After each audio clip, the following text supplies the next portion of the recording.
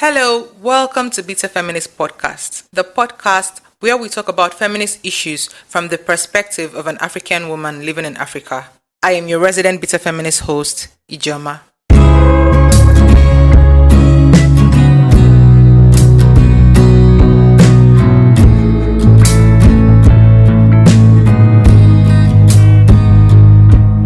We created a Google form and people sent in, mostly anonymously, people sent in so many questions. Very tough questions, I might add. It's not the typical, oh, my boyfriend is beating me, what do I do? Or, dear OV, my man peed on me, my man doesn't clean his bum after pooing, what do I do? These are very tricky questions, some of which I had to research, ask my producer who is also a feminist, ask some of my feminist friends, and I'm very happy with what we came up with, and I'm happy that you people sent in the questions and we will be tackling them today.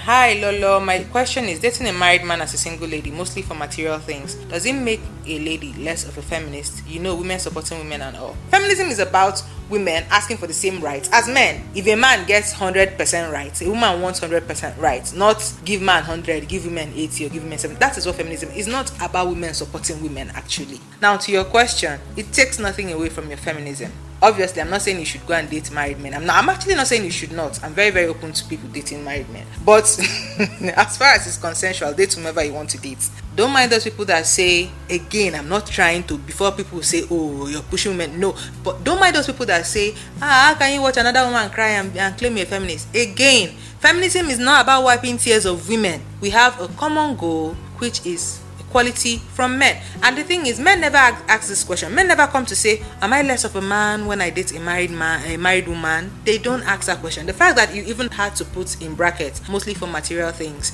says that you feel like you have to justify you dating a married man. Obviously, it is morally wrong, but it happens. It will continue to happen till the end of time.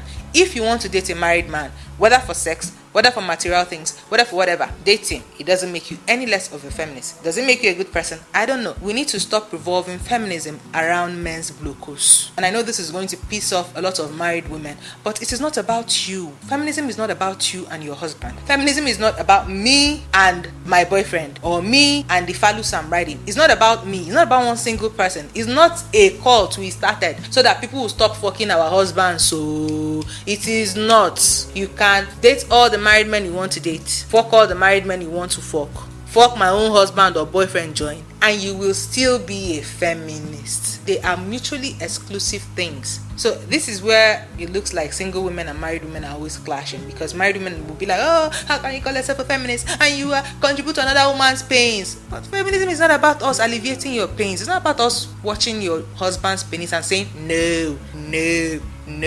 He will still fuck somebody else. He will fuck a patriarchy princess. These men will fuck anything rather than stay faithful to their wives. There are men who literally fuck cows, who fuck horses. They will shove their penis in a cantaloupe, in pawpaw, in watermelon, rather than stay faithful to their wives. They will fuck another man. They will collect BJ from another man. So it's not about you.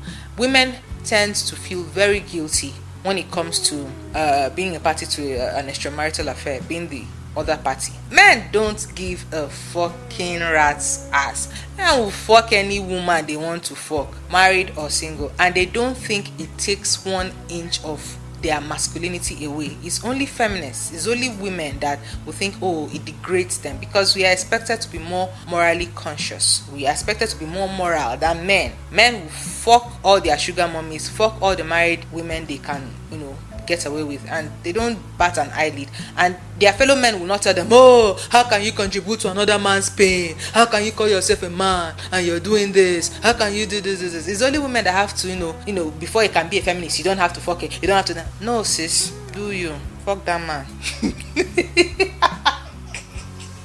Now, it's not like I'm promoting women or young ladies or single ladies dating married men. Whether I say it or not, it's going to happen. If you're going to do it, be prepared for the consequences. They might beat you.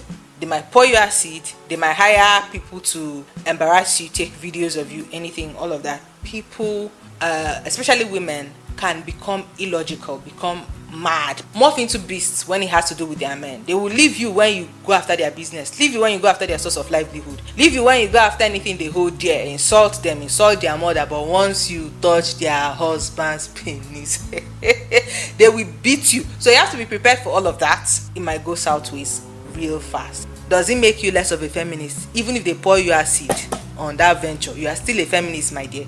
You are still a feminist. So I don't like it when people try to preach feminism and make it about a man, and make it about, oh, you're not a feminist, you're not a true feminist if you are dating a married man. No, they have no correlation whatsoever.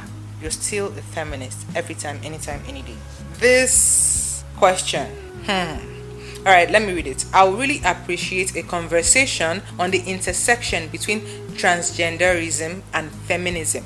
What exactly does TERF mean? TERF is TERF. I am feminist and very open to curing my ignorance. Is transgender inclusion going to affect women's rights? I am really worried about that. Okay, first of all, because this is not really a topic we encounter much in Nigeria, I have very limited views on it. Very limited. I'm also learning like you. My opinions on it are still growing and still evolving. I don't think there's any feminist that knows it all. My own feminism is like always evolving, always learning and everything. So now, first of all, TERF means trans-exclusionary radical feminists, and is a term used to refer to feminists that exclude trans people, trans women from their activism, from everything. Their feminism is just for cis women, for biological women, and not for trans women. Now, that is the meaning of TERF. Sometimes I understand maybe where they're coming from, because women have been relegated to the background and oppressed for centuries. And now that we are trying to get our lick back small, we're trying to get some of our rights. We've not even gotten all of them. And then trans women who are biological men, oh, please let me not offend anybody, but they were biologically born as men and then transitioned into being women, are there trying to get what we got in 2 millennia in maybe 2-3 years. Like I said, these people were biologically men. There is always going to be that aggression that you hold towards men, and you feel like these people, they enjoy the privilege of being born as men or being born as boys. They now want to come and take from you what you're still trying to get. So I think this is the views, the opinion of TERF, of trans-exclusionary radical feminists. Now, to your question, I do not think transgender inclusion would affect women's rights. It's like what I say about feminism. I don't think giving women the rights that they want will take away from men. It's not like for them to get that 100, men will have to, give up 50% of theirs too. It can go around. So I do not think that being accepting of trans people, including them in our activism, will affect us women. I don't think so. However, there are places, in my opinion, that need more light to be shed on them. Like when you include trans women in sports, and you forget that, yes, these people were, even though they are trans women, they were cis men before they transitioned, and they have more power, and they do this, and it creates animosity towards these people. So you now start asking questions. Yes, we want to include them, but is there a way that we can include them without hurting us, without it affecting us negatively? Now, we want to include them, we want to be accepting of them, but there's the fact that most of these people grew up with this mindsets. Men feel they are superior, and they just carry that over when they become women. A good example is Bobrisky. Bobrisky is, I want to say, maybe a trans woman, but once there is a fight, once she's having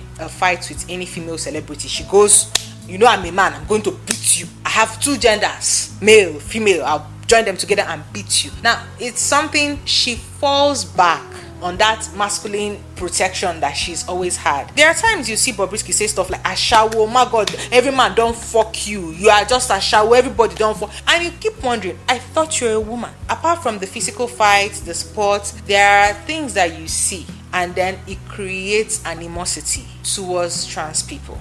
And this is why it's hard. Now, in Nigeria, we don't really have enough trans people to start up that conversation is something that we lack. I feel like if we had more trans people, we would be more accepting, we would have more conversations. But the few that we have, like when you hear Bobrisky talk, because she's the only icon we have here, other people are just cross-dressers. Bobrisky is what we have close to a trans woman. I don't know if she has transitioned, but because you don't really have to do the surgery and take off this and take off that for you to be a trans woman. Identifying as a woman, you are a woman. I think that's how it goes. You don't really have to go and cut off your penis or do this or do that. So I think she is a good example of a trans woman. However, there are things she does that once in a while it makes you feel like it's a me versus them thing. It's not a we thing. She's not accepting that she is a woman, and that's how it is. I think this is one of the reasons why TERFs, trans exclusionary radical feminists, have a hard time accepting trans women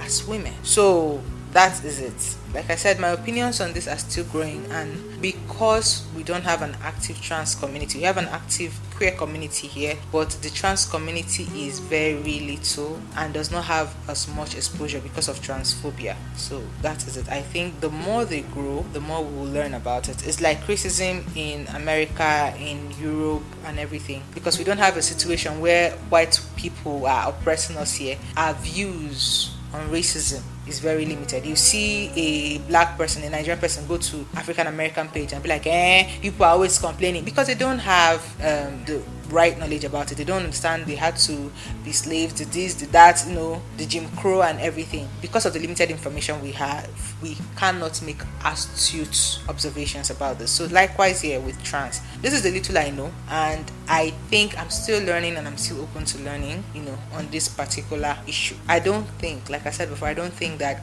accepting them will take our rights away. So you don't have to be worried about it. I don't think including them will affect our rights. However, I think that there are some boundaries that need to be done. One time, I think 2 years ago, when I was reading about what a person needs to undergo before they become trans, the injections, the surgery and everything, I read that you have to undergo therapy, a lot of therapy, before they can sign off on your surgeries and stuff, to prepare you mentally for the gender you want to move into, because you've lived your whole life as this gender. You don't know anything about the oppressions, the struggles, and what is required of you societally, everything as the other gender. I think that should be it. I don't think you should just wake up one morning, wear bra, wear padded hips, and call yourself a woman. I think there's a lot of mental work that you need to do. When trans people pull this thing where they go, oh, I'm a man, I'm going to beat you, when trans women do that, it alienates cis women, because you are literally telling us you're not one of us. So it's not always us, it's not always cis women fighting trans women. Sometimes they do this thing, like I mentioned when Bobrisky does it,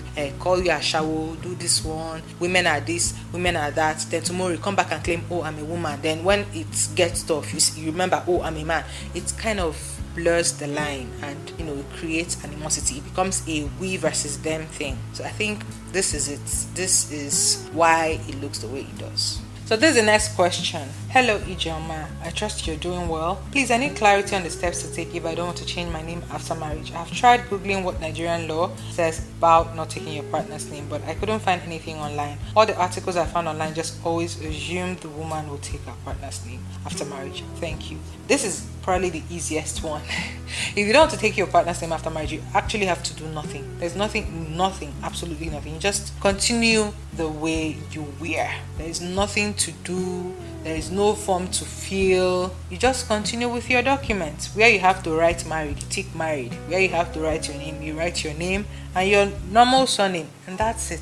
You don't have to do absolutely anything. I have some friends who retained their surnames after marriage, and I think one of them told me that, okay, when me and my husband go out, they call us Mr. ABC. That's her husband's surname. And I don't fight it. I don't try to tell them, oh no.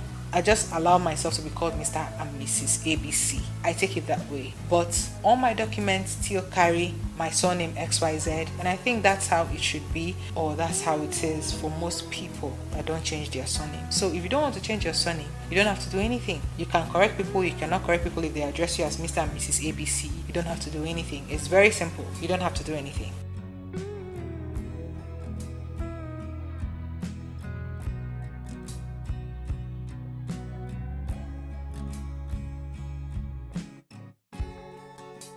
that's all for today. Thank you so much for listening to today's episode of Bitter Feminist Podcast. Follow us at Bitter Feminist Podcast on Twitter, Instagram, Facebook, YouTube, and TikTok. You can drop your contributions, questions, or even hot takes on any of our social media platforms. I'm still your host, Ijoma. See you on our next episode. Bye.